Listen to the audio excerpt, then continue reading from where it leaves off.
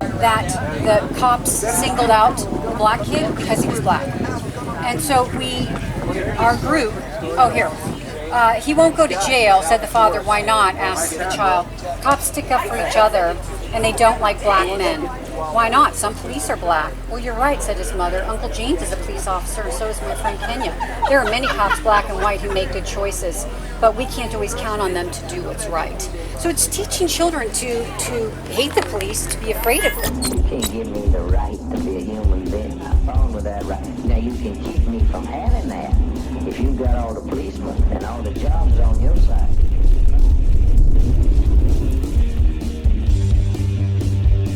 Hey guys, and thanks for joining me for this video. I recorded it last summer at an open carry event in Coeur d'Alene, Idaho called Gun Delane. And while I get you up to speed, I want you to enjoy some footage of the baby goats born just a few days ago out here on the farm. Believe me, they're way more entertaining than I am. The theme of the event in Coeur d'Alene was centered around what many in the region deemed to be offensive or inappropriate books for kids in the area's public libraries. And while I enjoy libraries, books, and information, personally, I don't think they should be paid for with money stolen from people in the community, or from anyone for that matter. Support for such things should be on a voluntary basis. At any rate, that's not what we have, which is instead a system where people's money is taken from them and used to support things they don't like. This, in turn, tends to get them riled up. This is not just happening in North Idaho, it's happening all across the country. People are programmed to focus on certain things by the media using the cult of personality. Most people I talk to regarding these issues say they stand for freedom, but really in the end, they just want to remove someone else's freedom that makes them uncomfortable. In this case, it's a touchy subject because it centers around kids and their access to certain materials in a public library. I know how I feel about the agenda behind what is being discussed.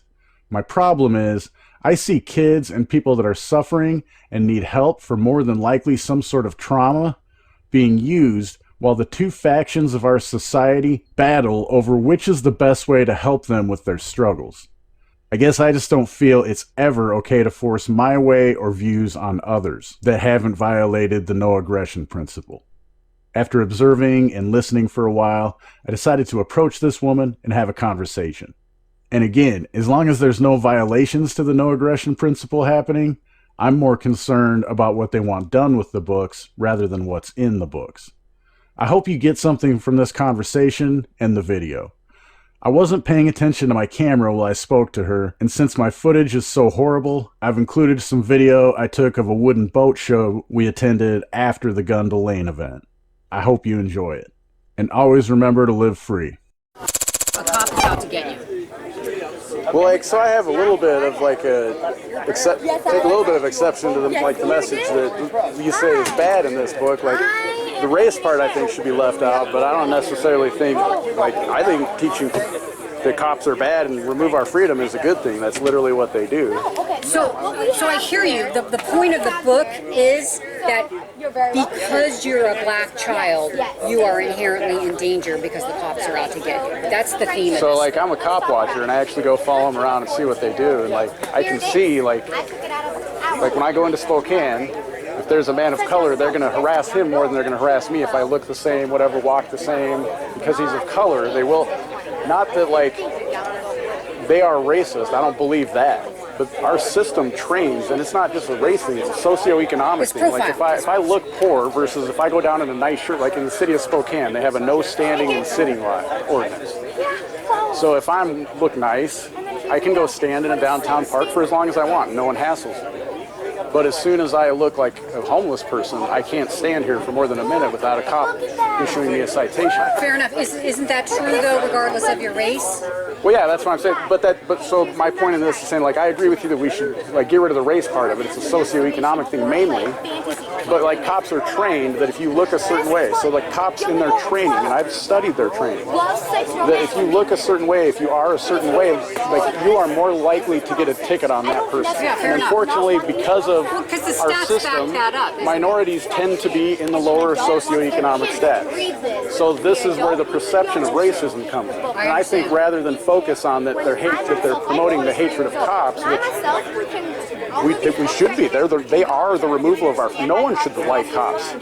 Every time cops literally remove my freedom every day if they pull me over. Like unless there's a victim to the crime. Like when we're speeding, there's no victim to that crime. They shouldn't. There's no reason to threaten violence against us, and that's what they do to get us to pull over. Yes, or I hear you. So that's the violation of my rights. They're the enemy. They're the ones that come when I don't support like my money through taxes going to grants that go through this LGBTQ stuff. They're the ones that if I say, no, I'm not paying my taxes, it's the guys with guns, the enforcement agents, that come and say, no, you're going to jail unless you give us your money. So, like, to promote this idea that we should be anything other than dislike, I mean, I'm sorry, I do have hatred for cops. They've ruined my life. When I have done nothing to anyone else, they have taken me to cages and kept me there under the threat of violence, when I have literally done nothing to anyone else. So, like, why should I have any love for them? I hear you, and I'm not refuting anything that you're saying. All I'm suggesting is if you look at the page, this is just my opinion, I flagged these pages. Yeah. This is promoting antipathy towards police simply because of color. That's all. That's the theme. And I understand that, but like, so I guess what's the point of this? Like, should we have this book like taken out of a public library, or what's like I guess the end game? Because I don't think it should be taken out. I believe that's censorship. What we add? Well, I don't. I hear you. I don't agree with you when it comes to children's materials. Nothing here is for adults. We're not even touching the adults. That's an arguable thing. I would understand where you're coming from there. I can totally only talking about children's materials. Right, I understand okay, that. So we are not pro-censorship. We're all 1A advocates here. But when we're talking about kids, it's a different story. And there are laws on the Idaho books about pornography to children, inappropriate materials, and those laws are being flaunted as we speak in these books. So we asked the library board, we particularly challenged this book. You can see it on video, it's publicly posted, and we asked them, if you won't remove it from the children's section, will you at least put it in the adult section? So that if a parent wants their child to read this book, they can go get it. And the library board said, no, we won't do that. I can understand. I think that's a reasonable solution.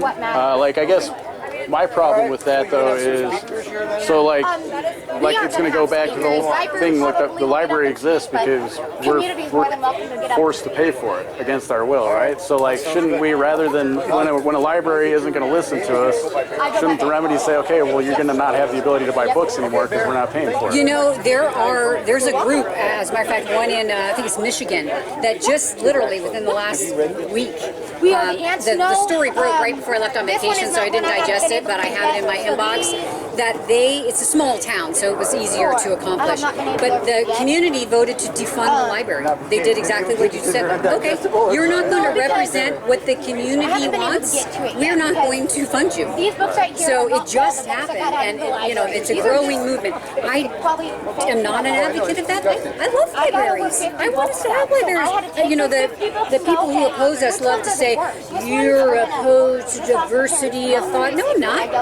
Fine, put it in the library. It's there if you want to get it, Mr. Adult. It was a pleasure. I can only read 2 pages out of this and then want to start. Nice talking to you. Thank you, ma'am. So, fine, diversity of thought, great. Put out controversial stuff. That's why 1A was written, right? To protect controversial stuff. It's different when you're talking about indoctrinating children. Yeah, I would agree with you. I think some of us have like a different opinion on what indoctrination is. Like I understand that I self-censor my kids as I raise them.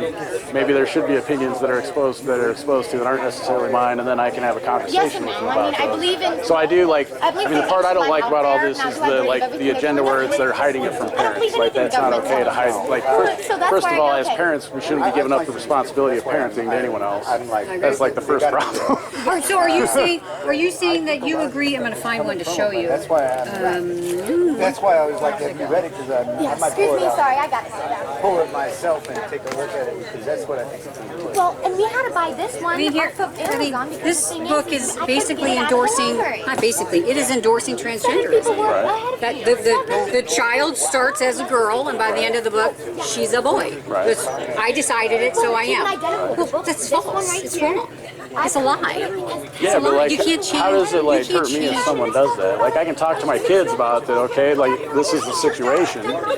Do you think that transgenderism is having an adverse impact on our society? Well, the agenda behind it, I think, yes, it is. But I think that people that are experiencing what is referred to as transgenderism have issues that need to be dealt with. No, I agree with And you. saying that we should just hide books like this, because like my point is, like my daughter, we talk about things all the time because I try to be an actual parent, and like, so I would encourage her to read a book like, because she might gain a perspective from this book that I don't have, that I can't teach her. And it might not be the right perspective that I want her to live her life by, but it gives her like perspective and to think about things. I think in this society, So you we can look have too an much. intelligent conversation. Yeah, we about look it. too much, instead of being a critical thinker and teaching my kids to be a critical thinker, I think I'm going to take away someone's ability to say something because I don't want my kids, rather than have a conversation and teach my kids how to live life, I just don't want them to see it. And I understand that, and that's every parent's right to be able to do that with their own kids. But we shouldn't be able to keep information from my kids just because this group of parents doesn't like it. That's my opinion. That's why we shouldn't have like the forced interactions with government, though, because that's where everybody gets upset.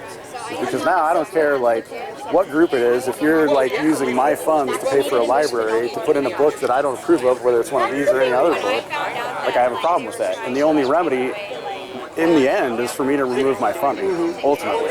I mean, we can try to vote out defunding and do all these, but that's ultimately still using the apparatus that created the problem. I hear you. So, You're like- going for the root. You're going to the root. Yeah, I don't like believe in any of it. So like, but I also don't believe in like censoring things. So I like, it's a tough situation. So I agree with like, at least for a starter, like what you said, maybe pulling them out. Especially in our society, we don't teach kids to be critical thinkers. So for just a kid who's 12, 11, 8, whatever age, to go in and see in the children's section to get this book and read it, and then understand when they go to school, it's reinforced that maybe they should keep this a secret from their parents. Like, now we can't, now my philosophy doesn't necessarily just work because there is already this huge apparatus, but like, my point is we need to talk about that as the end game rather than constantly continuing this apparatus and just hoping it works better next time. right. So, but no, I appreciate what you guys are doing out here. I don't mean to like get anyone to stop or anything like that, because I appreciate, I mean, just the awareness of what is in our libraries that people can see. I mean, That we paid for. yeah.